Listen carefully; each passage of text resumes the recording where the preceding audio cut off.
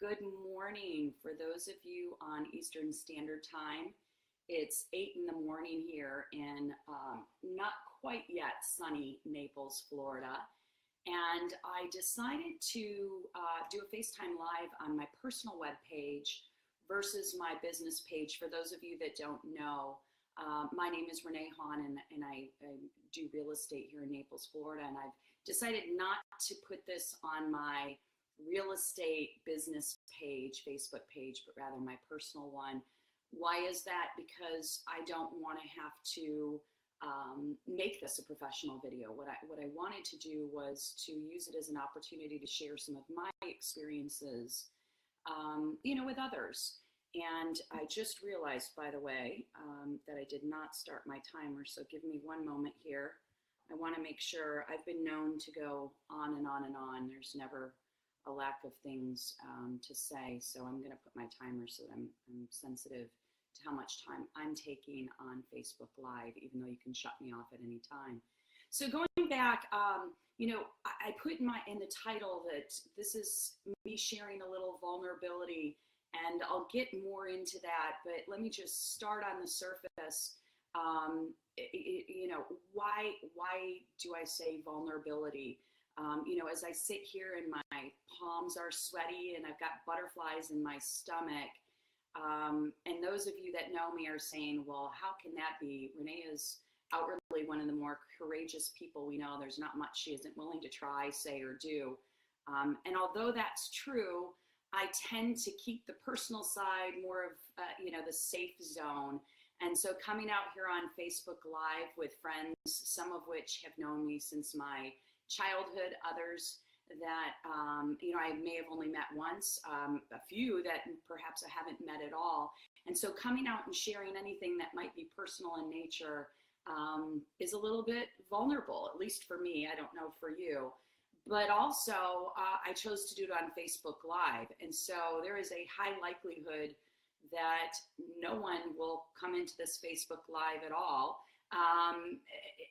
which is a vulnerable place to be as well. That was my husband calling. Perhaps he saw me on Facebook Live and is thinking, what in the world are you doing, Renee? You didn't tell me you were going on Facebook Live to be vulnerable. I didn't tell him. But anyways, there's Max, my dog. What I wanted to do today, and I'm going to go ahead and launch it, even though nobody is necessarily up at 8 in the morning and interested in jumping into FaceTime Live with me. Hopefully there will be some of you that perhaps watch this at a later time. And so what I wanted to do, I'm hoping this is kind of the first of, I don't know how many, we'll see. It depends how comfortable I get with this. But I thought to myself, I am always inspired by the things I hear from others, the things I see people do. And, one of the things in my core that motivates a majority of what I do is this innate need to help others. It's why I went into the career I went into. It's why I do what I do now.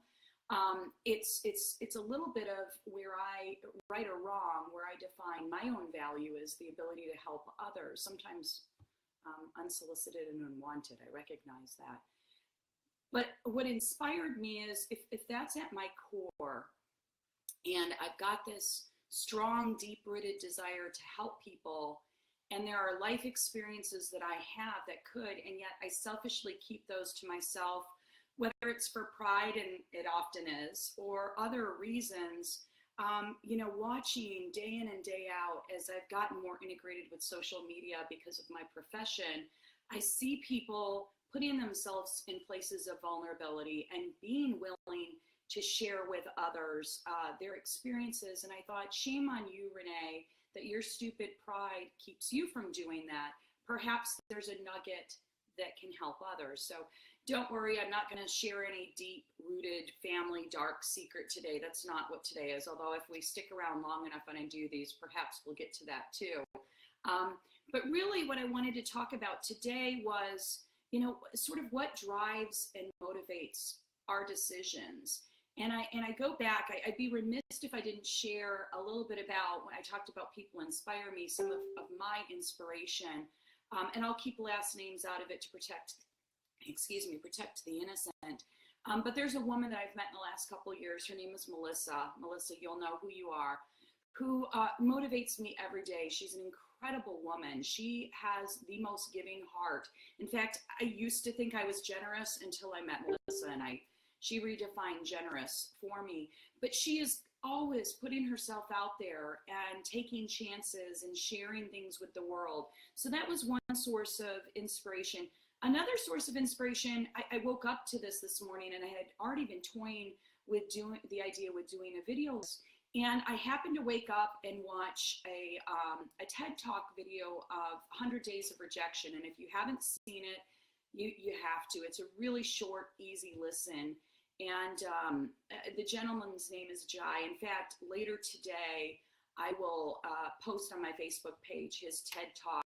But I listened to this gentleman who has a great story, much more impressive than mine, and heard him talking about the fear of rejection and sort of what he did and how he's overcome that. Again, I highly recommend it. So a lot of different motivation points for me, but again, that's kind of out of place for where I was going, but I thought I'd be remiss if I didn't share where does some of my inspiration come from. It also comes from my mother, who is a wonderful, wonderful woman and has overcome major obstacles in life. Not my stories to tell, so I won't. I have an amazing, supportive husband who inspires me every day by encouraging me and then supporting me when I make mistakes, even when he knew I was about to make a mistake. But back to the topic, which is, what kind of motivates you to make the decisions you make? And I thought that I'd start with this topic because it's one that's kind of current. I get asked a lot of times because people sort of look at my career and they scratch their head because they just don't get it. Why do I make the decisions I make? And why have I chosen to do what I've chosen to do now? And sometimes maybe I don't even necessarily always get it, but it's usually comes from inside and works its way out until I can't deny it anymore. But this comes from a place, for those of you that know me professionally, I worked for a very large company for just under 15 years and was able to accomplish amazing things in my career, things that I didn't even know were possible, whether it's the places I got to go or the people I got to meet or the kind of experiences I've got, or quite simply, most people that think I'm crazy for making the decisions I've made look at it from a financial perspective because I had the good fortune of, making hundreds and hundreds of thousands of dollars in my last career. And then they look at me now as a relatively new realtor and they think, what are you doing? So I do want to talk a little bit about what motivates the decisions we make, because it's not, it's not a case of Renee having a midlife crisis. There's nothing that I'm running away from. Well, perhaps that's not true. But, you step back into, so here I was kind of against the odds. I was a young, unwed, pregnant mother at the age of 21 in college at Michigan State. And life could have turned out very, very differently for me because I did find myself in a situation that was not planned and not necessarily the best of situations. And yet I went on to, have a really successful career with the company that I did. And as I mentioned, there were a lot of benefits financially and otherwise for that. And so here I had built up this, amazing career. And then I turned it in. I voluntarily turned it in. And people often said, Renee, what is it? You're looking for something that doesn't exist. So let me start with, why did I turn it in? I talked earlier about my innate desire to help others. And it's why I chose to get into the field I did at the time, human resources, because I wanted in a corporate environment to help others. I genuinely enjoyed problem solving and business strategy and knowing I could do something to help others. But what I failed at in that period of time as I aggressively climbed the career ladder is I wasn't helping my family. Now, I don't blame that on the corporation. A lot of that is how I'm wired. Yes, I own it. But I found that in that environment, I wasn't as good at controlling my own tendencies to give so much to my job. I traveled all the time. We moved pretty frequently as I was changing jobs, which required my husband, who was also managing his career, to continue to restart. And we just had a reflection moment that said, this isn't exactly what we thought we were signing up for. I was, so enamored with the success that I had had, and the sense of truly being successful, helping others, accomplishing things. And I wasn't successful at home. Again, I own that. It was my inability to manage the balance, but I knew myself well enough that I knew I needed to pull out of that and switch gears if I was going to give myself the space, to invest more in my family. So I left the corporate environment. I actually had started a business endeavor up in South Carolina that I was enjoying quite a bit. I had some obstacles. And then my husband found that he was going to be losing his job because he's in sales and his territory was being eliminated. We had just gotten done building this beautiful lake home that both of us had aspired to retiring in. And yet here we were finding that we needed to make a different choice. So I did the practical thing and I decided, well, I'm really good in corporate America. I'll go back to corporate America. It's safe. I know it. There's good money there. And we came to Naples, Florida. It also presented an opportunity to get closer to family. And I went back to corporate America. So I hadn't gotten quite back to the place that I was in my 15-year career, but I was back in corporate America. And what I found and learned about myself is it was this innate, interest in helping people wasn't necessarily being fed anymore. I had done it.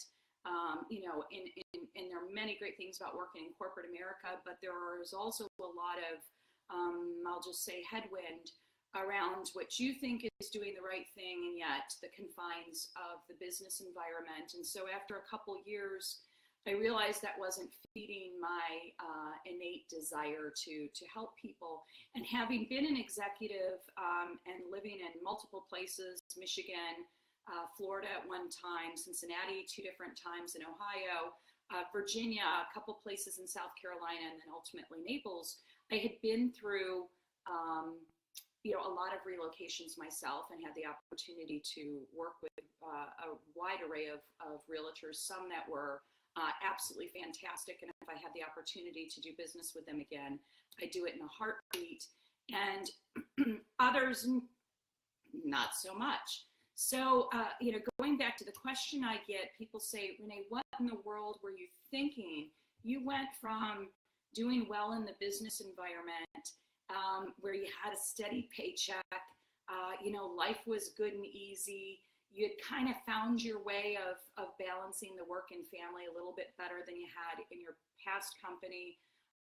Why would you change that in and go into real estate of all things?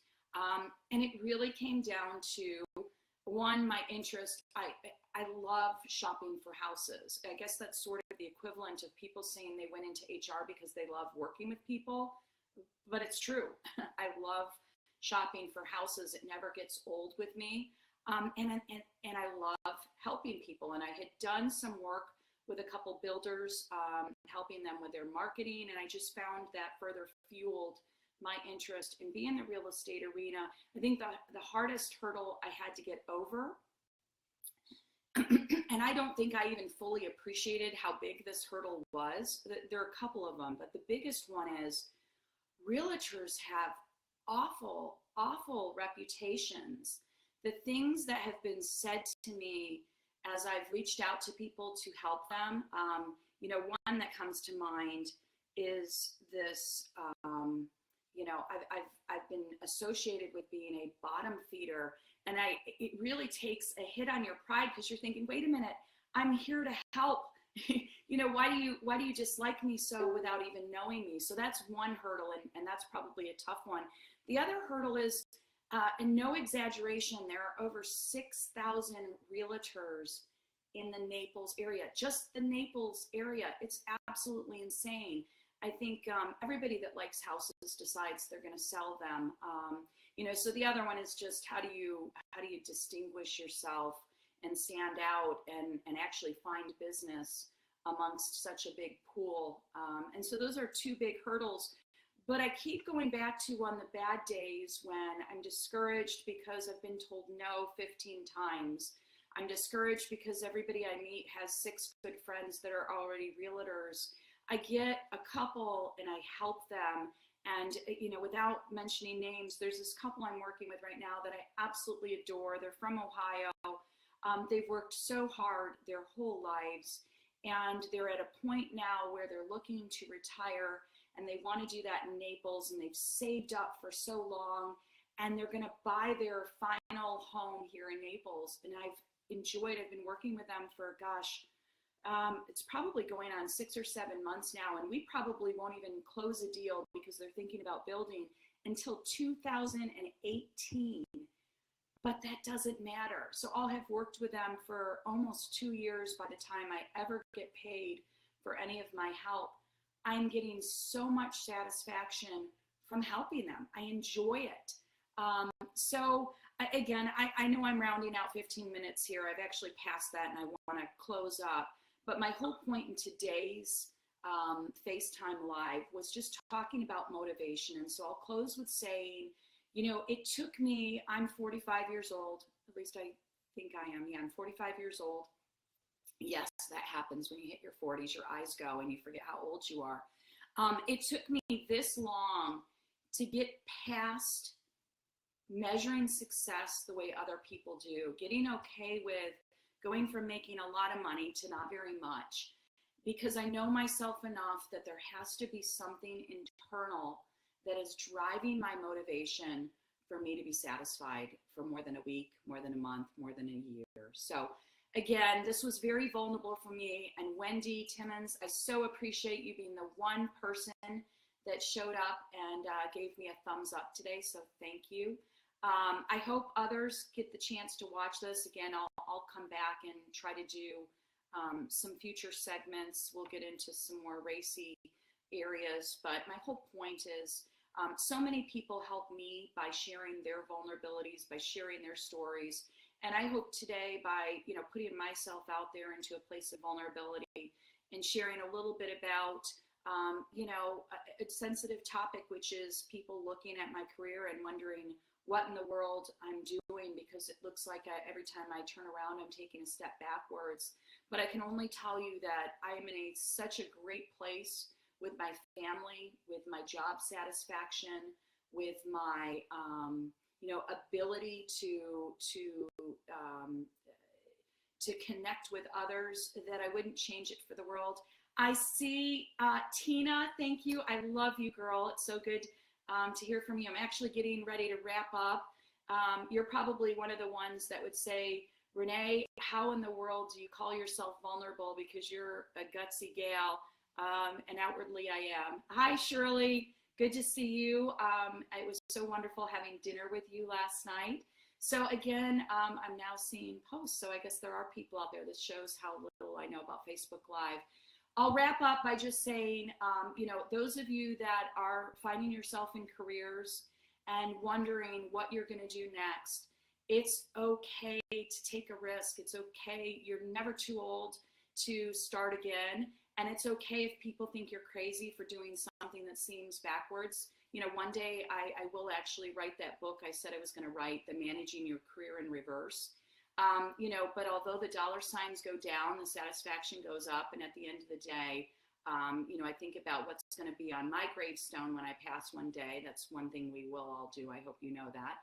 And that is, it's not going to say wonderful employee, but I hope it says beloved wife, mother, neighbor, and friend. So on a Saturday morning, I hope you all have a fantastic weekend, whether you're in sunny Naples and the sun is actually coming up, or you're in the colder weather. Don't forget, Naples is a great place to come and visit. And if you want to buy something, call me. Have a wonderful day. And I love